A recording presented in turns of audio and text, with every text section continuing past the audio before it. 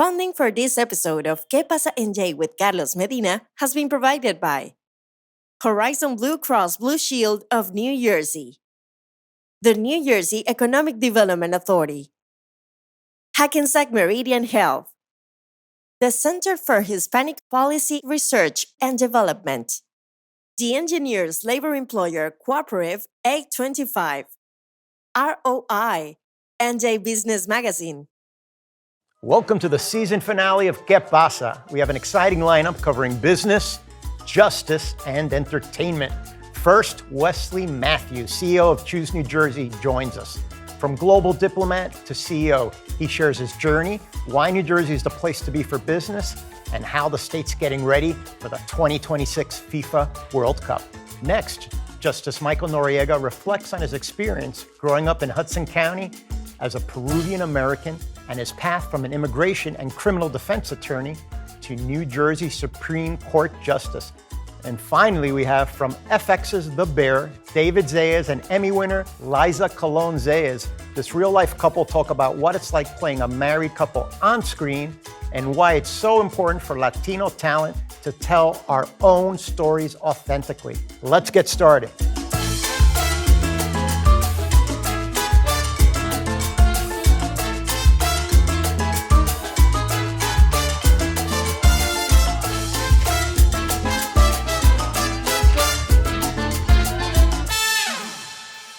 Let's kick things off with our first guest. We have Wesley Mathews, the CEO of Choose New Jersey.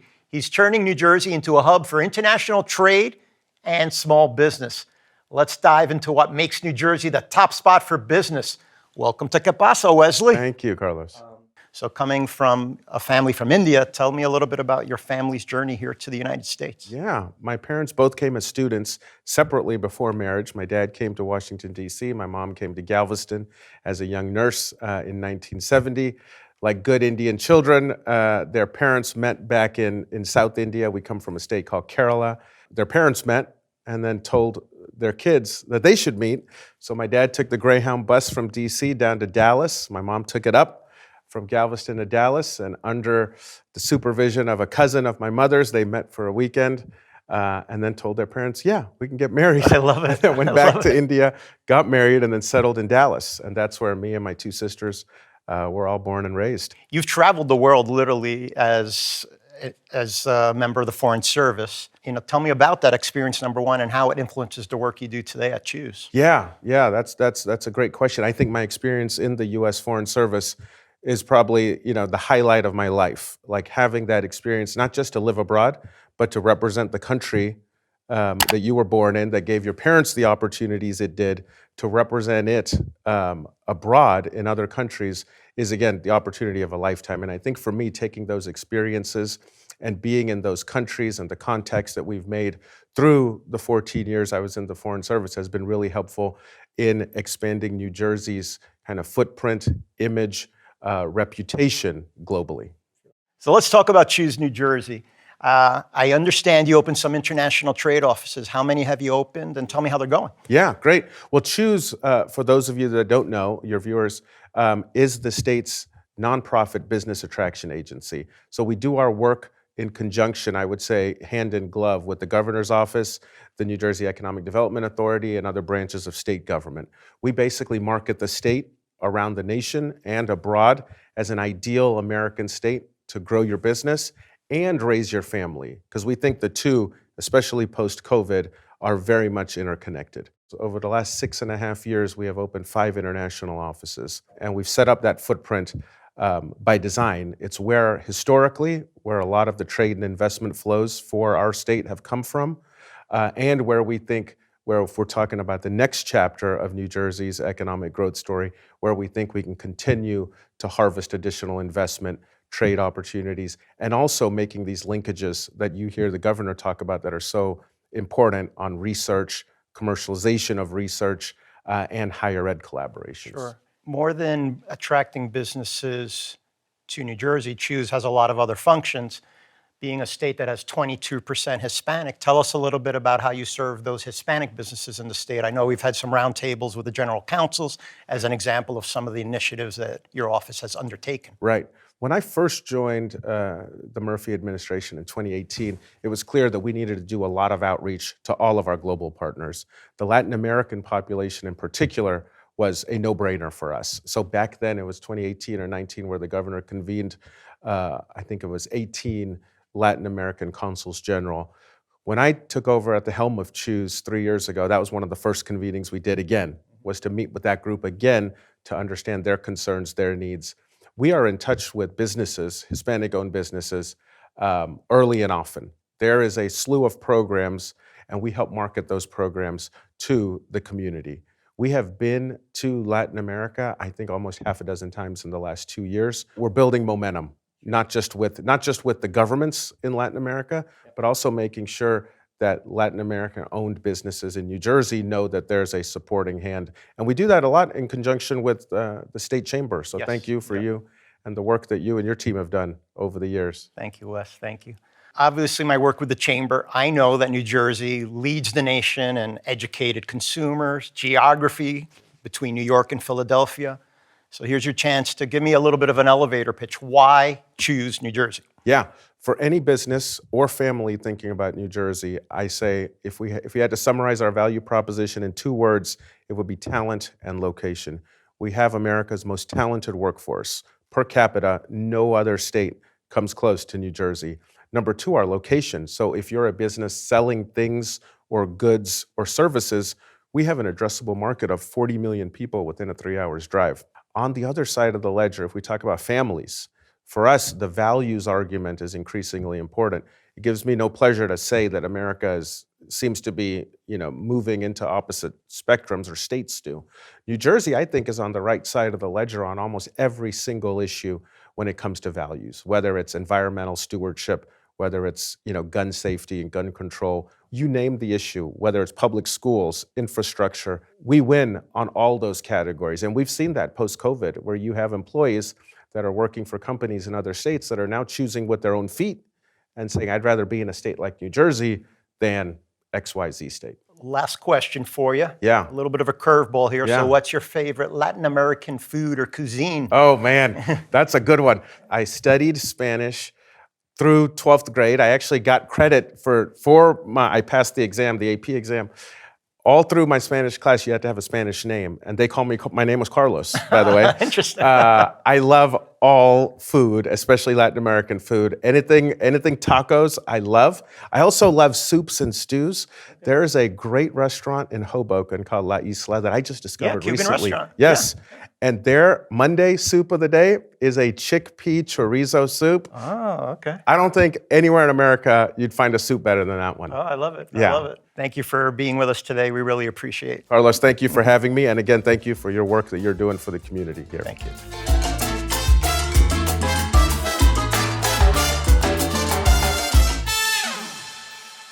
I'm honored to introduce our next guest, Associate Justice Michael Noriega, a distinguished attorney in immigration and criminal defense. Justice Noriega was nominated by Governor Phil Murphy and sworn in as an Associate Justice on July 6, 2023. With a background as both a public defender and a law professor, he now brings his profound commitment to justice and community to New Jersey's highest court. Welcome to the show, Justice. Thank you very much for having me. Both Hudson County boys, Weehawken in Union City. Tell me about your parents' immigration from Peru to Hudson County and how growing up in Hudson County impacted your career.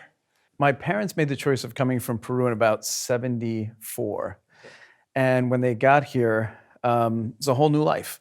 They were a couple of miles from here on 14th Street in Union City, and they didn't really know what to expect. So raising 3 boys in a small apartment and trying to figure out how to make ends meet and change their life from what they had in Peru was an eye-opening experience for them. And for me, I think growing up in Union City was a tough place to grow up sometimes. Great food, great community, great friends, but sometimes a little tougher than expected. I think it taught me a little bit of grit to make sure that I knew what I was doing in the real world.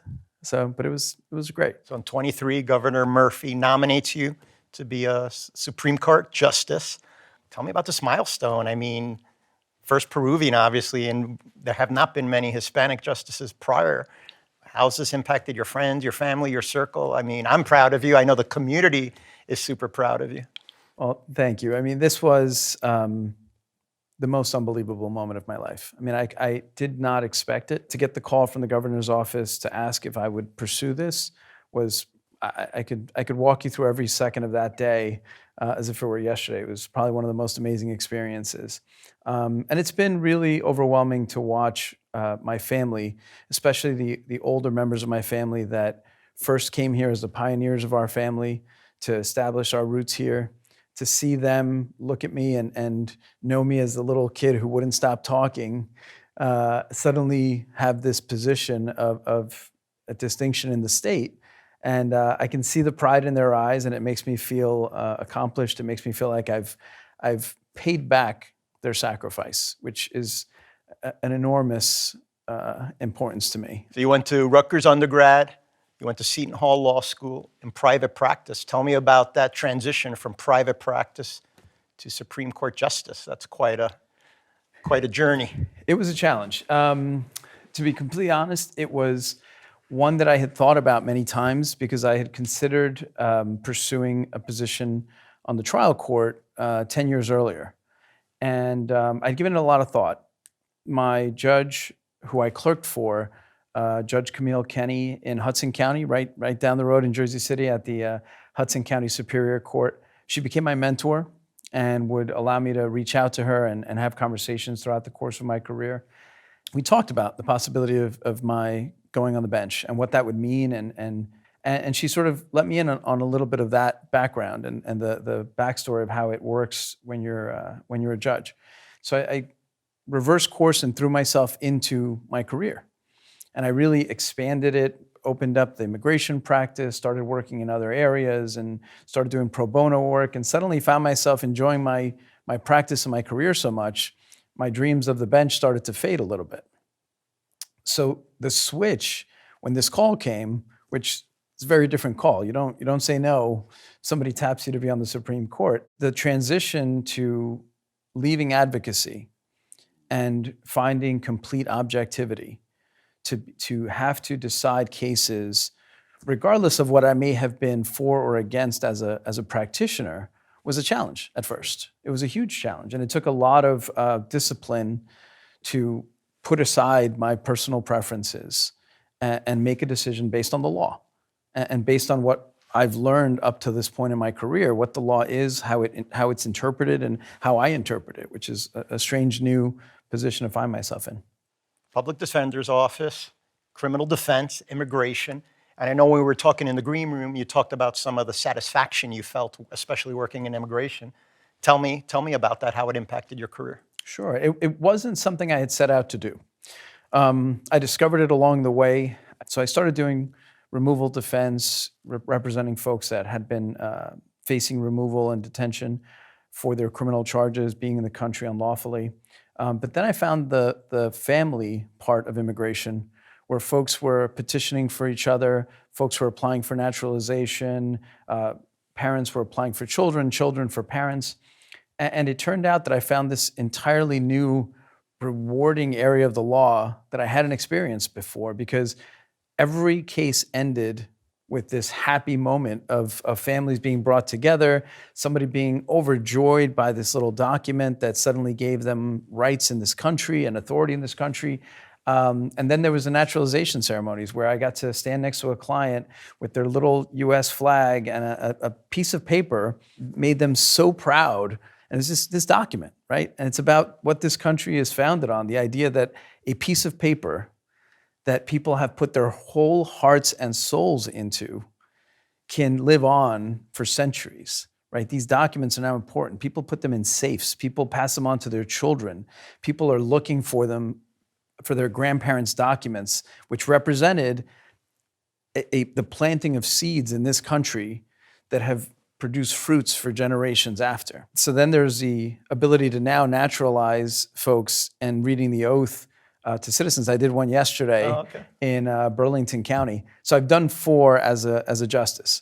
I participated. I probably had well over 100 clients that were naturalized during the course of my time as an attorney. It's a nice full circle of my career as being child of immigrants who naturalized, helping people naturalize, and now actually giving the oath to individuals to naturalize. I feel like it's really completed a circle of sort of immigration in my life that's been fantastic. As a role model, as we keep on reminding folks, what would you tell young viewers that are interested in the law and thinking about that path right now? Be brave. Right? Be as brave as possible. Get over the fear that you can't do it, that it's beyond reach. I didn't have any special skills. I didn't have any magical attributes. I wanted it. I worked hard. I stumbled. I failed occasionally. And I got up, dusted myself off, and kept going. Nobody handed me anything. It took hard work and grit and determination and support. So it doesn't matter if you have no tools at your disposal to begin with. You find them, and you develop them, and you sharpen them, and you get there. And I think they can all do it. I think anybody who dreams that they can do this can do it. Justice, thank you so much for your time. Oh, this is a pleasure. Thank you for being a role model. It's very important to me that we tell these stories to our viewers. So thank you. Thank you so much for having me. I appreciate it.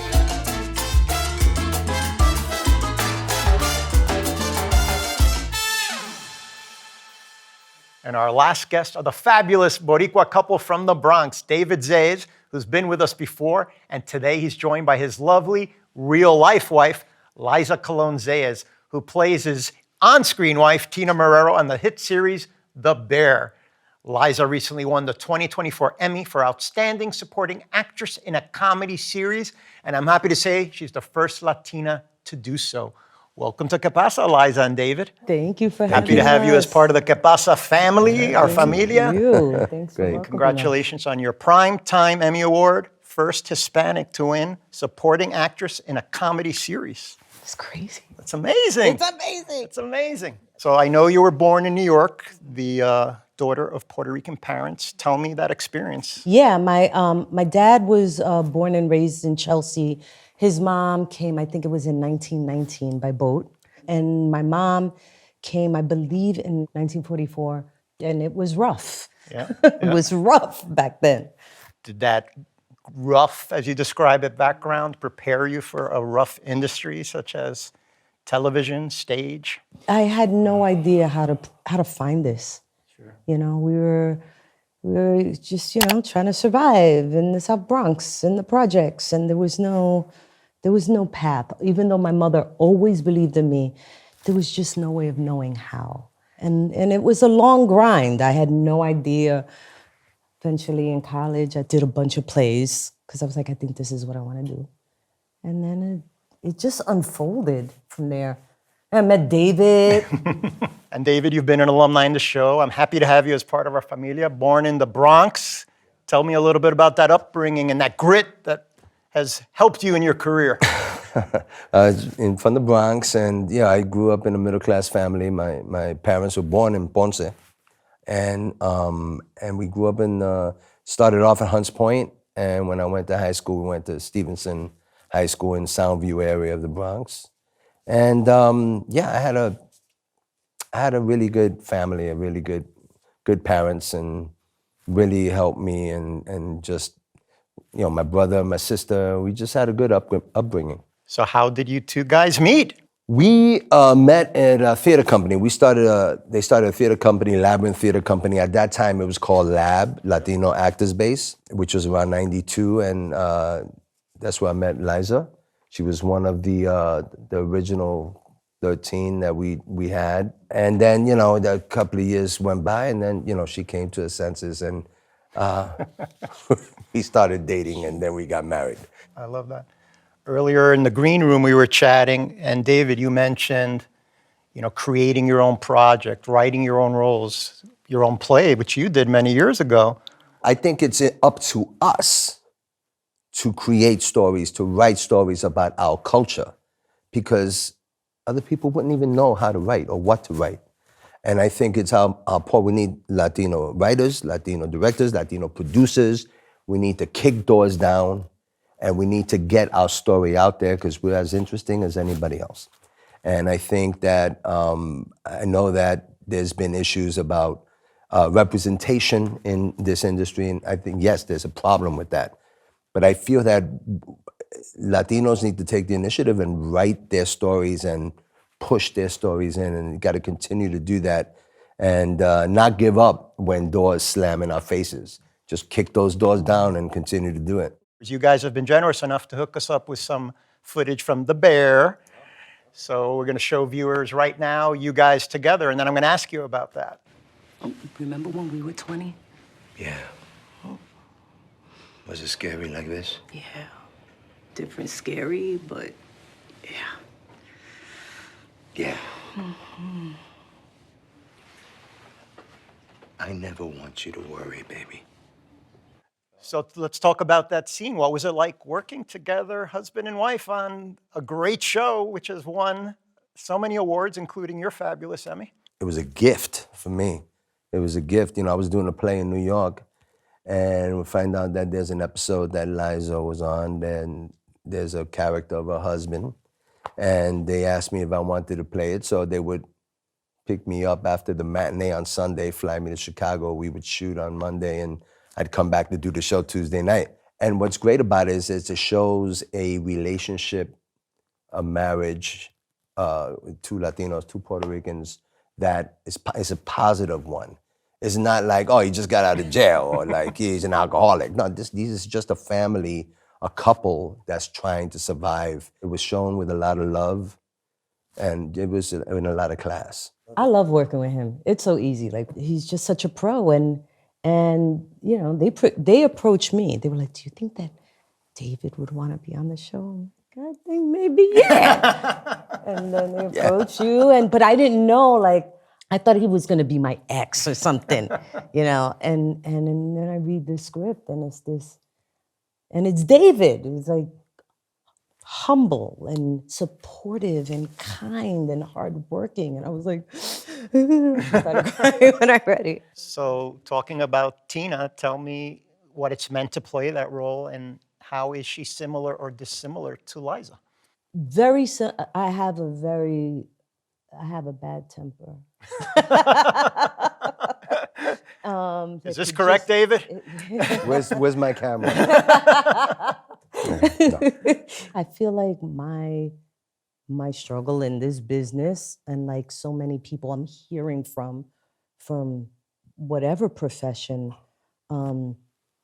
the struggle of working poor people. What happens when you are let go after having security for a long time? What happens when you are of a certain age and you live in a society where people think, oh, older, you're dispensable? I was told that you're the face of the working class woman, and I was like, that's epic. But if that's true, I'm honored. If our viewers are thinking of getting into the career that you guys have successfully navigated, what advice would you give to some newcomers? I would say, if you want to teach, then, you know, get your master's, do the whole thing, if you want to teach. But don't go broke. This is not guaranteed. Being an artist is not a guarantee. So you don't have to do that route to be legit. Then just do it, you know? Don't wait for somebody else to give you permission, or to be like somebody else, or to ever compare yourself to anyone. You are you. And the earlier we accept who we are, then you're going to inspire people in the room. And they're going to want to create something for you.